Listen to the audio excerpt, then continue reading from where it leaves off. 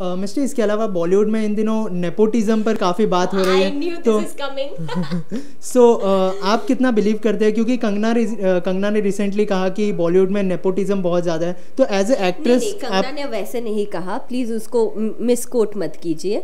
उन्होंने एक बहुत फ्रैंकली ये बात बोली थी, but okay, my take on nepotism is little different.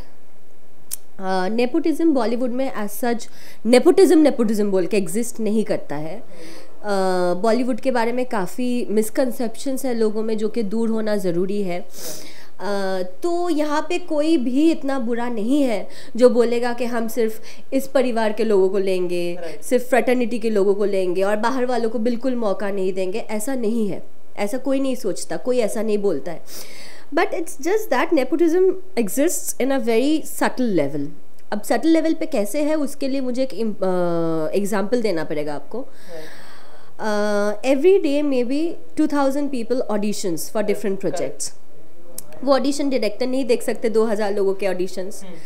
ये ऑडिशन होता है थ्रू कास्टिंग डायरेक्टर्स, पहले उनके असिस्टेंट्स, उनके अपने पर्सनल प्रेफरेंसेस होंगे, पर्सनल चॉइसेस होंगे, फिर वो कास्टिंग डायरेक्टर के पास जाता है, उसमें से 5 लोगों को कास्टिंग डायरेक्टर चूज़ करते हैं, उसके बाद शायद 2 लोगों का ऑडिशन डायरेक्टर तक पहुंचता है। तो इतने सारे जो 2000 लोग हैं, they are not visible, they don't exist for the director.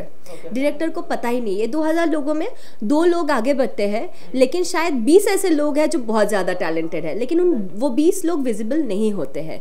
अब नेपोटिज्म क्यों बात चलती है? बिकॉज जो फिल्म फ्रेटर्निटी के लोग हैं या फिल्म फैमिलीज़ के लोग हैं, वो इसके लिए प्रिविलेज्ड है because they have much more visibility. वो कहीं पार्टी में चले गए, बड़े बड़े डायरेक्टर्स के साथ पार्टी कर रहे हैं, बड़े बड़े डायरेक्टर्स के साथ उठना बैठना है, बचपन से देख रहे हैं, तो ऑब्वियसली उनके लिए एक सॉफ्ट कॉर्नर भी होगा कि मतलब हमारे ही बच्चे हैं, तो ऑब्वियसली उसमें कोई गलत बात नहीं है। So being privileged is not something to be blamed for. उनको कोई इस बात का ब्लेम नहीं कर रहा है कि आप प्रिविलेज्ड हो, इट्स गुड फॉर यू। कोई इस बात का ब्लेम नहीं कर रहे कि आप प्रिविलेज्ड हो। बट मुझे ऐसा लगता है कि थोड़ी सी एक्सेप्टेंस और थोड़ी सिंपैथी की ज़रूरत है on part of the stars.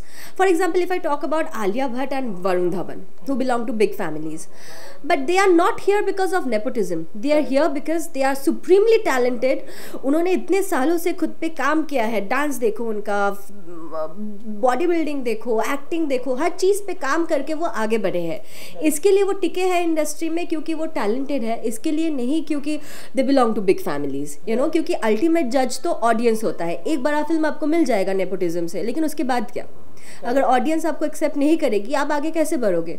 सो यहाँ पे हर कोई जो एग्जिस्ट करता है वो अपने टैलेंट की वजह से एग्जिस्ट करता है। पर नेपोटिज्म हम इसके लिए बोलते हैं क्योंकि थोड़ी सी जेलसी हमको भी हो जाती है कि भाई you are much more visible. आपके लिए इतना आसान है to walk in to Karan Johar's office, it's so much easy for you to walk in to maybe Sanjay Leela Bhansali's office, it's not easy for us. So यहाँ पे I think on the part of the people, the stars, उनको थोड़ी सी sympathetic होने की ज़रूरत है। Just acknowledge the fact that we are having our hard time, you are also having your hard time. वो भी बहुत हार्ड वर्क करते हैं, लेकिन हमारे लिए विजिबल होना बेसिक लेवल पे ही बहुत हार्ड है।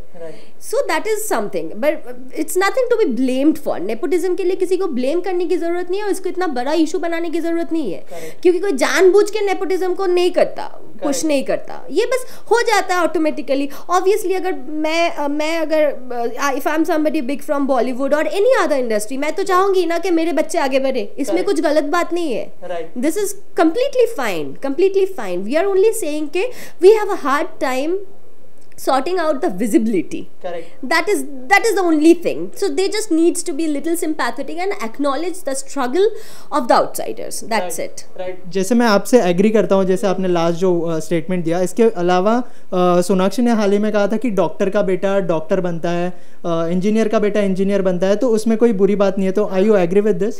डेफिनेटली इसमें कोई बुरी बात नहीं है, बुरी बात नहीं है। मैं बस बोल रही हूँ कि एक एक्सेप्टेंस की ज़रूरत है। ज़्यादातर लोग क्या होते हैं, वो बहुत रिजिड हो जाते हैं और वो इस बात पे फाइट करने लगते हैं, नेपोटिज्म क्यों बोल रहे हो, हम तो इतनी मेहनत करके आगे बढ़ रहे हैं। हम ये नहीं बोल रहे कि आप मेहनत नहीं कर रहे हो, आप डेफिनेटली मेहनत कर रहे हो, बहुत मेहनत कर रहे हो, आपका मेहनत रंग ला रहा है और आप स्टारडम के पीक पे हो only because of your talent. लेकिन ये जो इनिशियल स्टेज है ना, वो इनिशियल स्टेज में पहुँचते पहुँचते आई नो स्ट्रगलर्स को पूरी ज़िंदगी गुजर जाती है, उनके जूते घिस जाते हैं, पर वो फिर भी एक डायरेक्टर से नहीं मिल पाते हैं। तो यहाँ पे they are privileged and they just need to accept it. इसमें कोई आपको ब्लेम नहीं कर रहा है कि आप प्रिविलेज्ड क्यों हो भाई, हो आप privileged. I have also been privileged. 2000 लोगों ने सुभाष जी का ऑडिशन दिया, फिर मुझे तो पता भी नहीं था कांची बोल के कोई मूवी भी बन रही है। Then suddenly one day this Arindam Ray बोल के एसोसिएट डायरेक्टर थे हमारे बंगाली मूवी के, वो सुभाष जी के पास आए थे इंटरव्यूज़ के लिए। उन्होंने मेरा फोटो और वीडियो दिखाया फटाक से, और सुभाष जी को वहीं पे पसंद आ गया और वहीं पे मैं सिलेक्ट हो गई। So I have also been privileged and I accept that. I know कि वो 2000 लड़कियां भी मेरे से कहीं कम नहीं होगी, शायद उसमें से 10 ऐसे होंगे जो मुझसे ज़्यादा सुंदर है, मुझसे ज़्यादा टैलेंटेड है, लेकिन मुझे ये प्रिविलेज मिला, वो मैं एक्सेप्ट कर रही हूँ। इसमें मुझे कोई शर्म नहीं है। आई एम जस्ट हैप्पी कि I am privileged. So these people should also be happy that they are privileged and they should acknowledge the struggle of the outsiders. तो गाइज ये थी मिस्टी हमारे साथ, और आप जुड़े रहिए फिल्मी मंत्रा के साथ। Please like share subscribe Filmy Mantra. Thank you so much.